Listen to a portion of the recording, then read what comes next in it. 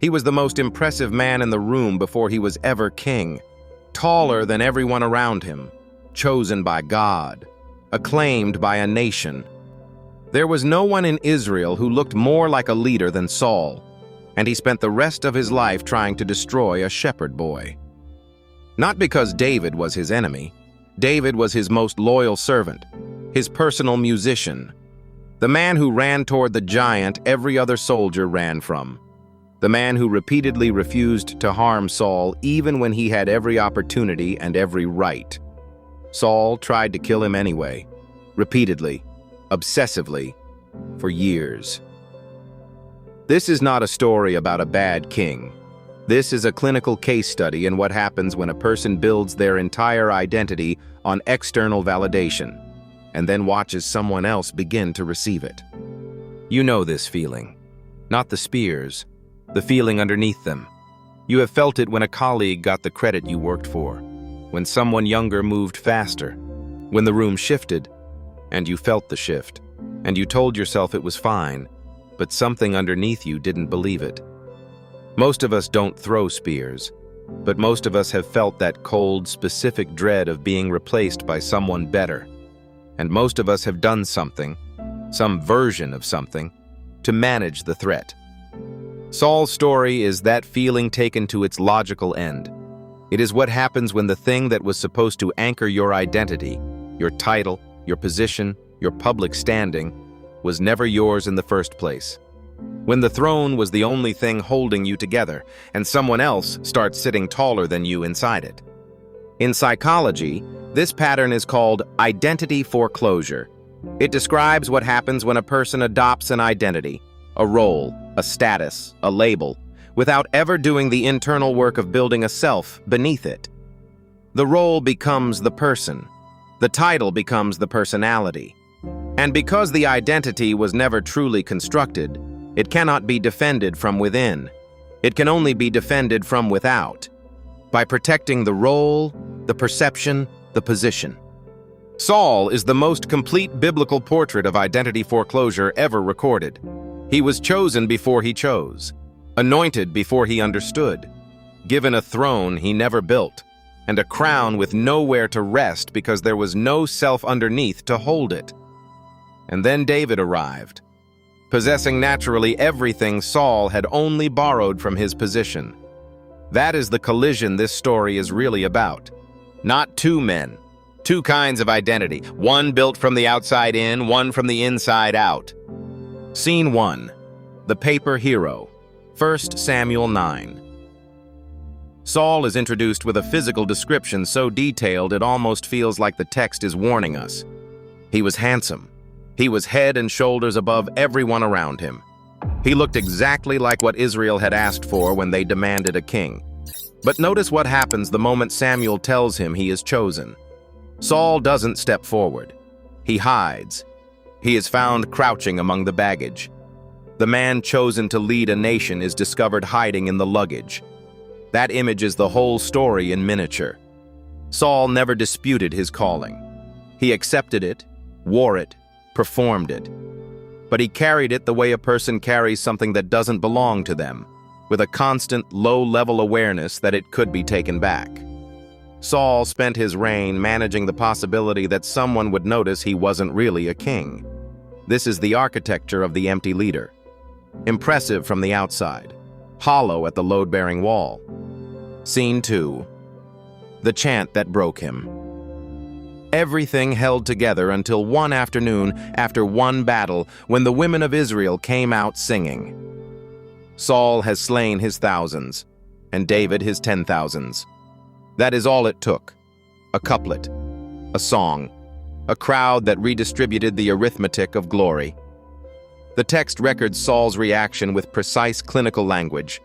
He was very angry, and this saying displeased him. Then it says something more revealing.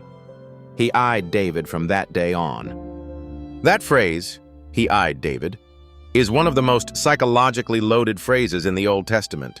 It is not the language of a military assessment. It is the language of surveillance, of fixation, of a person who can no longer look at someone without measuring the threat. Before the song, David was an asset. After it, David was a mirror. And what Saul saw in that mirror, a man with genuine inner authority, praised freely by people who were never able to give Saul what he actually needed, was the thing he had been running from since the day he was found hiding in the baggage. This is hypersensitivity to comparison. It is the defining feature of an identity built on external validation. When your worth is borrowed from public opinion, any redistribution of that opinion is experienced not as a social event, but as a personal annihilation. Saul didn't hear a song. He heard a verdict. Scene 3. The Surveillance State. What follows in 1 Samuel is one of the most detailed psychological portraits of paranoid obsession in ancient literature. Saul begins sending David on increasingly dangerous missions. He offers David his daughter in marriage, not as an honor, but as a trap, using the bride price as a suicide mission. He stations men at David's house. He speaks openly to his court about killing David. He plants informants. He tracks movements. Leadership disappears entirely. What replaces it is full-time threat management. This is what chronic threat perception does to the prefrontal cortex. The brain that should be governing, planning, and building instead devotes its entire executive function to neutralizing the perceived source of danger. Decisions that should be made about crops, alliances, and justice are replaced by one recurring question. Where is David, and how do I stop him? The tragedy is that David was not the threat. He was the solution. Loyal, gifted, and committed to the kingdom's health. The danger Saul was fighting was entirely internal, a war with the version of himself that felt insufficient, projected onto the one person most capable of helping him. The threat does not have to be real. It only has to be felt. And when your identity is as fragile as Saul's, the person who makes you feel small becomes the most dangerous person in the room, regardless of what they actually intend. Scene 4. Using family as weapons.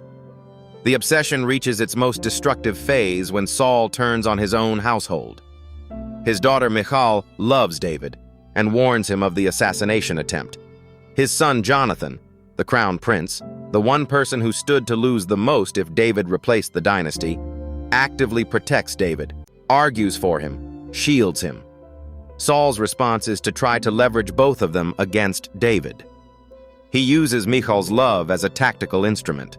He accuses Jonathan of disloyalty so violent that he throws a spear at his own son at the dinner table.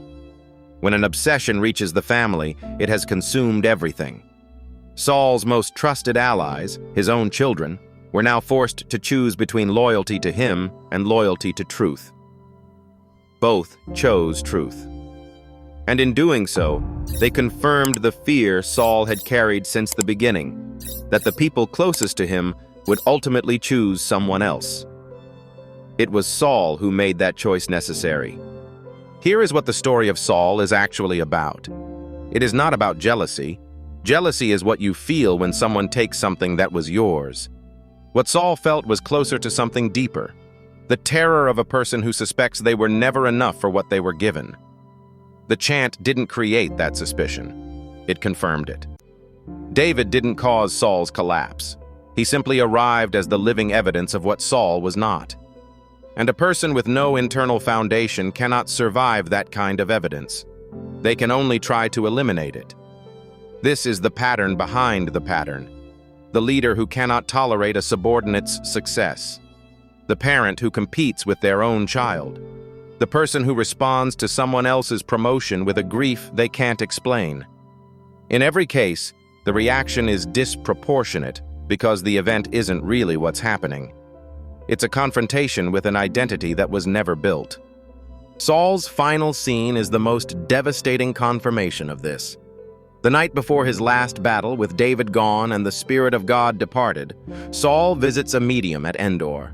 The man who once rightly banished occult practice from Israel now crawls to it in secret, desperate for one more word from a prophet he refused to obey when the prophet was alive. He had spent years trying to eliminate the threat outside him. He never once addressed the emptiness inside him. And at the end, in a field, surrounded by enemies, all of it collapsed. The question Saul's story forces is not whether you have thrown a spear. It is this: where is your throne? What is the external thing, the title, the reputation, the role, the approval, that you have placed at the center of your identity? What is the thing that, if it were redistributed, if someone else received it more naturally than you, would make you feel not merely disappointed, but erased? Because the moment you identify that thing, you have identified your Saul. And the question that follows is the one Saul never asked, not, how do I protect it? But, what would I be without it? Who am I when the position is gone, the chant has moved on, and the room no longer looks to me? A person who can answer that question from something real, from character, from values, from a self that was built and not merely borrowed, does not become Saul. A person who cannot answer it is already hiding in the baggage. Saul died on a battlefield of his own making, not because David took his throne. He never did, not by force, not by strategy, not by disloyalty. Saul lost his reign the same way he had always held it, on the outside only, with nothing underneath. The modern leadership lesson is not subtle. External influence without internal character is not a career. It is a countdown. The title can be given. The confidence cannot. The position can be appointed. The identity cannot be borrowed from it. What Saul needed was not a better strategy for managing David. He needed to know, really know, who he was without the crown. That work has no immediate audience. It requires sitting with insufficiency instead of projecting it outward. But it is the only work that makes the throne safe to hold. Don't spend your life throwing spears at the person who simply reveals what you haven't built yet. If Saul's story recognized something in you, share it with someone who needs it. Subscribe for more biblical psychology, ancient stories, modern minds, and drop in the comments. What external thing are you using as a foundation that needs to become internal?